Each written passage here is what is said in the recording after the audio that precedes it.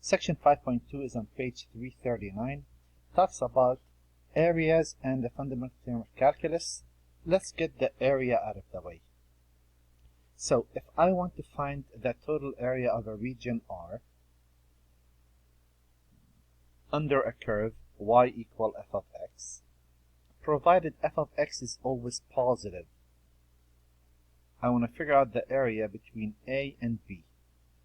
Then I could use the integral from a to b. So a is the lower limit, b is the ending. It's very important to put those in order in increasing x value of this function, and you integrate with respect to x. So we're going to just practice this integral right here. For now,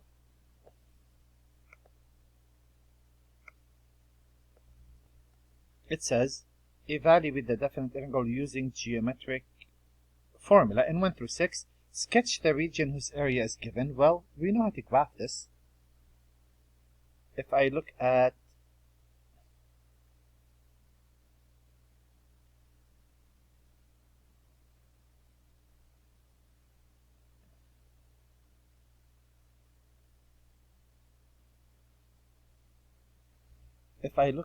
f of x equal 4, 1, 2, 3, 4, that's a line.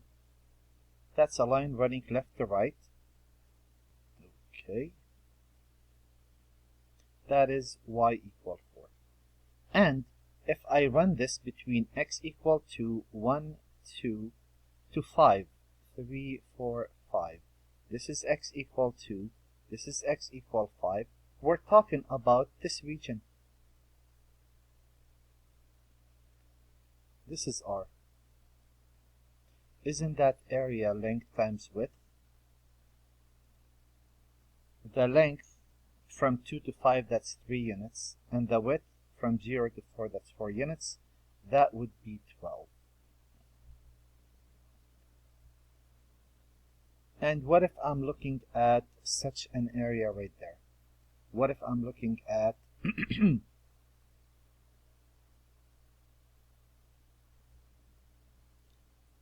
y equal x over 3, 0, 0, rise 1, run 1, 2, 3. Isn't that the line?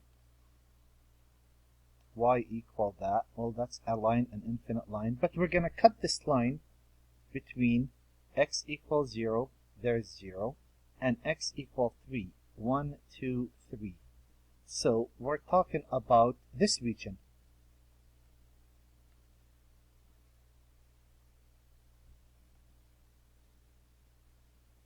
Isn't this area 1/2 base times height? Isn't that a triangle?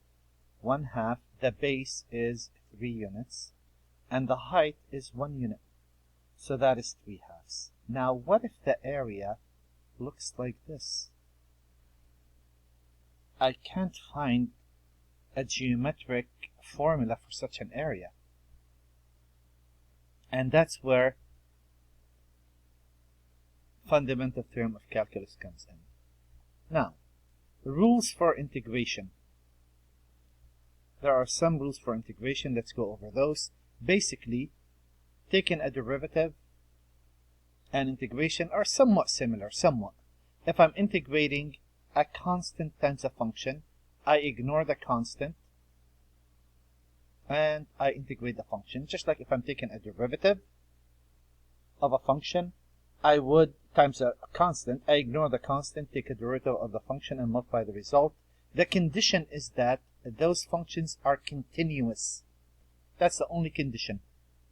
If I'm taking the integral of f plus or minus, simply I integrate each piece and add the result. Just like if I'm taking a derivative, the same deal. This part I will get to when I get to the example. I'll go over that. The integral from a to a, if you don't give it a width, then the area is 0. And if you switch the order of the limits,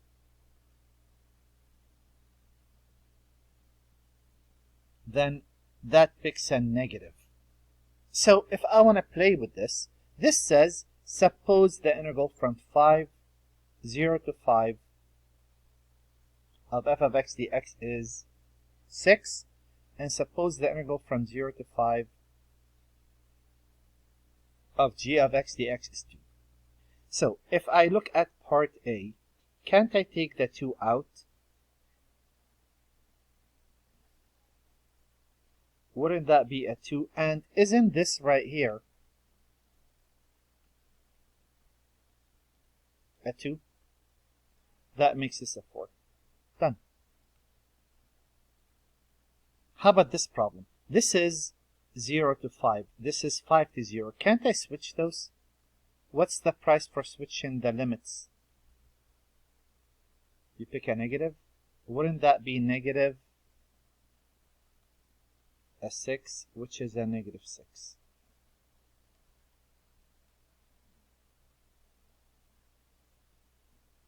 How about this? How about C? Well, that's an automatic 0. If you don't give it a width, that's a 0. How about the integral from 0 to 5? Wouldn't you say this is the integral from 0 to 5 of f of x dx minus the integral from 0 to 5 of f of x dx? Wouldn't that be the 6 minus the 6, which is 0? I'll elaborate on this later. But for now, we're just applying those. So, fundamental theorem of calculus says, guess what? There's another way of figuring out the integral from a to b. If capital F is the antiderivative of this little f, then the integral from a to b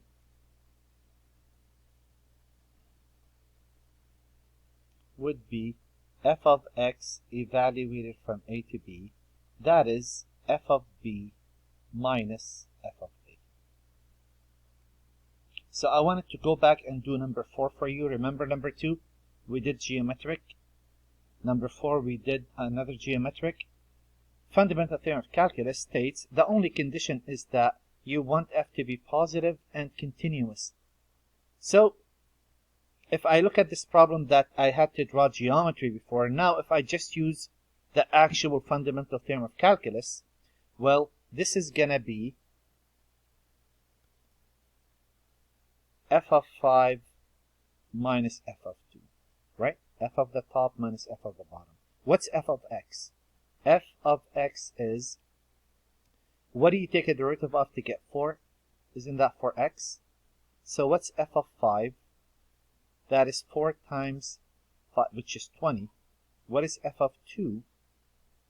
That is 4 times 2, which is 8. And if you take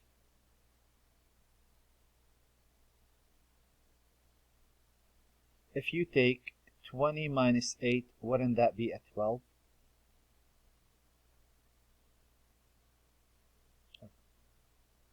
And what do you notice we got? A 12. How about number 4? If I wanted to do number 4, I will say, well, hey, not a problem. I know how to do this. This is going to be f of 3 minus f of 0. What's f of x? Capital F of x is 1/3 you ignore. Add 1 to the power, divide by that. Capital F of x is x squared over 6. What is f of 3? That's 3 squared over 6. 9 over 6, that's 3/2. What's f of 0? That's 0 squared over 6, which is 0. So this would be 3/2 minus 0, that's 3/2. And what do you notice about number? So this is really the way to go, because on number 10 and on, we don't have a formula for those. It says find the area. This is above the x-axis, so area is going to be, and this is going to be the trend of this section, the integral from -1 to +1 of f of x. There's f of x, 1 minus x to the 4th dx. So isn't this going to be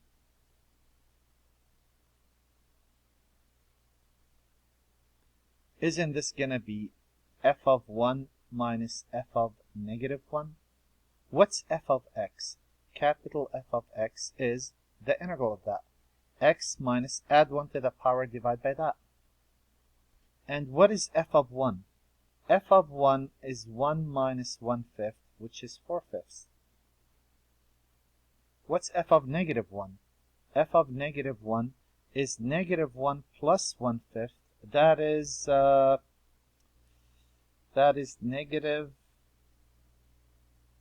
4/5. Is that right? Yeah. So isn't this f of 1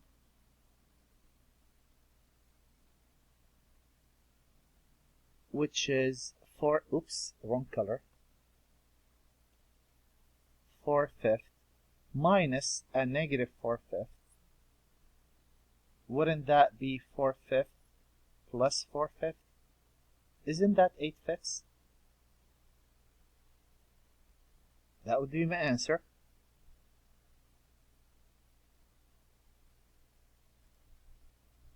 How about number 13? How about number 12? Well, on number 12, area would be the integral from 1 to 4 of f of x. 2 over, isn't 2 over x 2x to the negative 1/2? Isn't that going to be f of 4 minus f of 1? Well, what's f of x? I'm going to leave some space. F of x is the 2 you ignore, add 1 to the power, and when you divide by that, you'll get 4 radical x. What's f of 4? That is 4, the square root of 4, that is 8. What's f of 1? That is 4, the square root of 1, which is 4. So this is 8 minus 4, which is 4. That's my answer. That's simple. How about this area? Area equal the integral from 0 to 3 of f of x. That is f of 3 minus f of 0. Well, f of x is twice e to the x over 4. Remember, if you take a derivative, you multiply by 1/4. If you take the antiderivative, you divide. And dividing by a fraction is multiplying by the reciprocal. So that is 8e to the x over 4. If you plug a 3 in, f of 3, that is 8e to the 3/4. And f of 0 is 8e to the 0, which is 8 times 1, which is 8. So this is f of 3, and this is f of 0. So that is 8e to the 3/4 minus an 8. That's my answer. If I get to the next problem, the same deal. Area would be the integral from 2 to 4, and again, these are the regions, right, of f of x. Don't I need to simplify that and make that x over x minus 2 over x like we've been doing in every previous section? So this is going to be f of 4 minus f of 2. Well, f of x is going to be the integral of 1 minus 2 over x dx.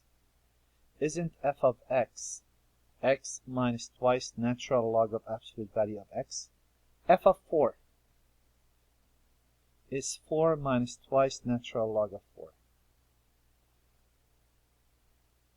F of 2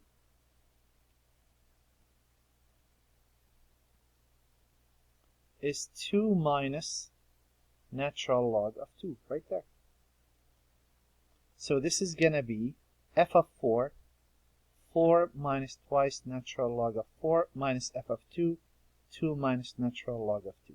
This is a fine answer for the test. In the homework, they simplify that a bit.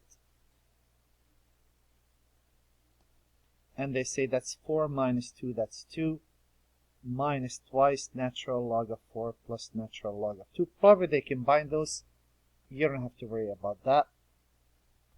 How about this problem? Isn't this f of 7 minus f of 2?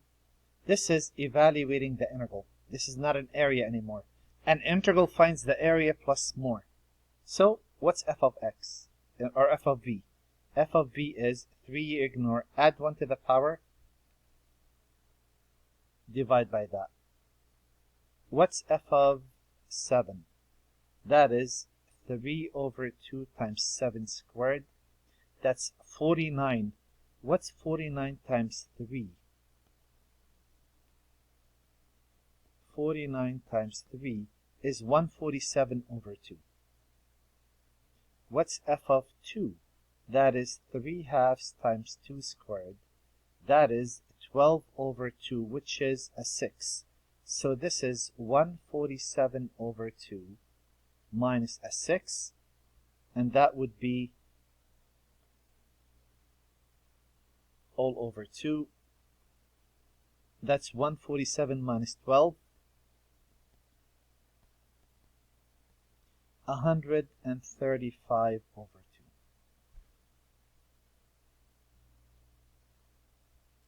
As you see, I'm doing tons of these problems. I want to make sure that we understand this fully. This is f of 0, again in the order, minus f of negative 2. This is f of 0 minus f of negative 2. What's f of x? Ignore the 4, add 1 to the power, divide by that. So f of x is 2x squared plus 9x. What's f of 0? Well, that's 0. That's easy. What is f of negative 2? That is 2 times a negative 2 squared plus 9 times negative 2. That is a 4. That's 8 minus 18. That's a negative 10. So this would be a 0 minus a negative 10. This would be a 10.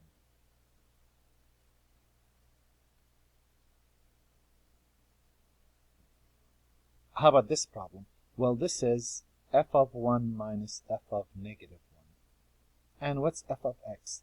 Let u equal 1 minus 2x. du is negative 2 dx. So this is the integral of a u squared, and a dx is right there, negative 1/2 du. That is negative 1/2. Add 1 to the power, divide by that. So that is negative 1 over 6, and u was 1 minus 2x cubed. That's capital F of x. Now what? I need to know what is f of 1. F of 1 is 1 over 6. 1 minus 2 is negative 1 cubed times a negative 1. That's negative 1 over 6. What's f of negative 1? That is negative 1. Oh, that's a negative.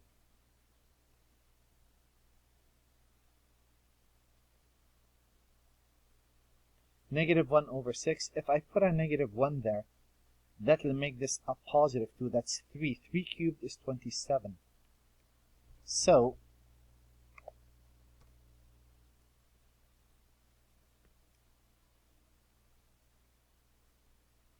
this is f of 1 minus f of negative 1. That would be f of 1. F of 1 is 1 over 6. Minus f of negative 1, that's negative 27 over 6. That is 1 over 6 plus 27 over 6. That is 28 over 6, or simply 14 over 3.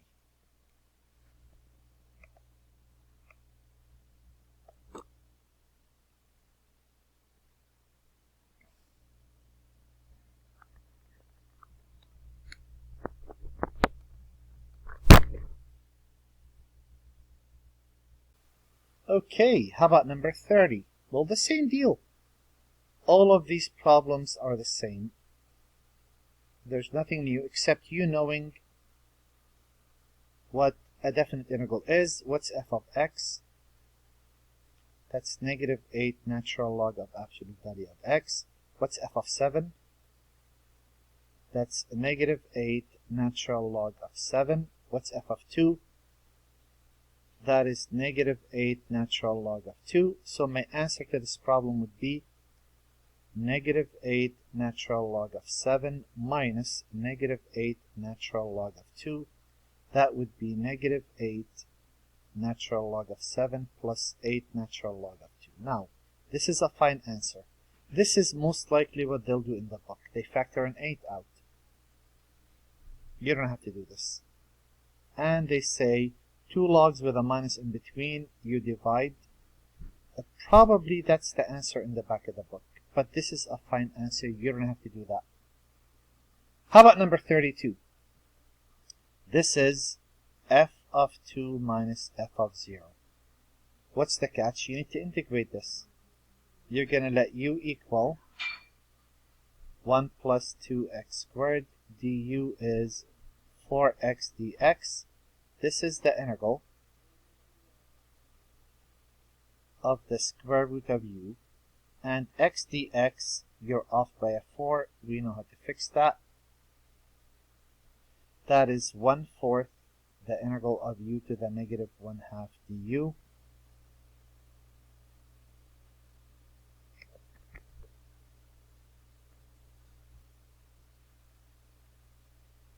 That is 1/4, add 1 to the power, divide by that.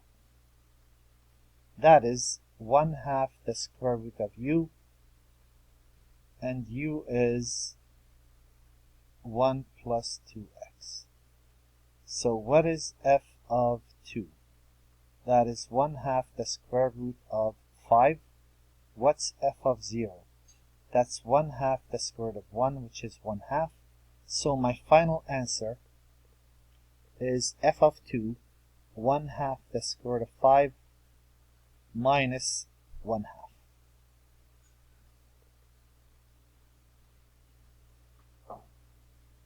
If I wanted to find the area under the curve, I will have to graph.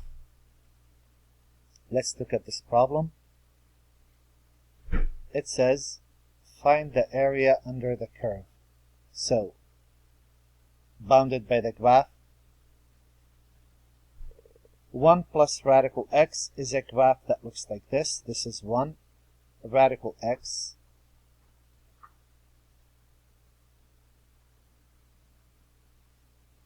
is a graph that looks like this. We want to cut this graph off at y equals 0. Y equals 0 is here. Let me color code those. Y equals 0 is this line. X equals 0 is right there. And x equal 4 is right there. They're talking about this region. Area would be the integral from 0 to 4 of whatever that is. 1 plus radical x is x to the 1/2 dx. That's going to be f of 4 minus f of 0. What's f of x? F of x is actually x plus x to the 3/2, 2/3. So this is x plus 2 over 3 the square root of x cubed. So when I say what's f of 0, a 0 there and a 0 there, that's a 0. And when I say what's f of 4,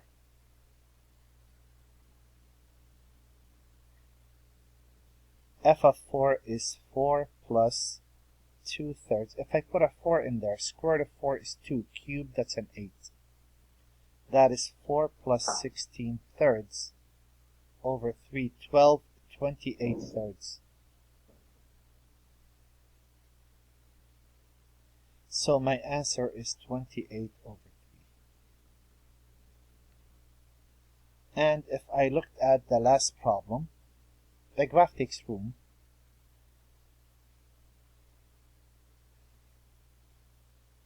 If I wanted to look at y equal e to the x, we know that's an exponential growth. We're going to cut this off at y equals 0. There's y equals 0. We're going to cut this off at x equal 1. There's x equal 1.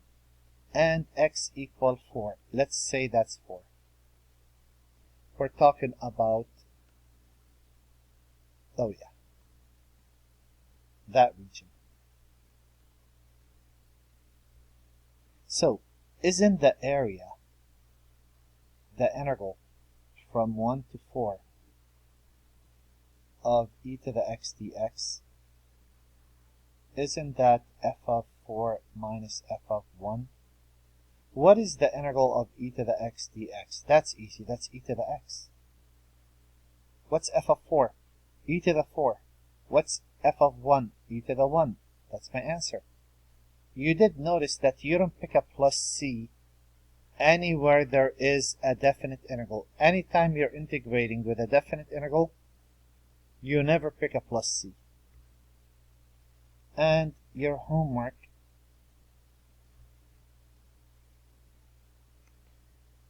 is right there.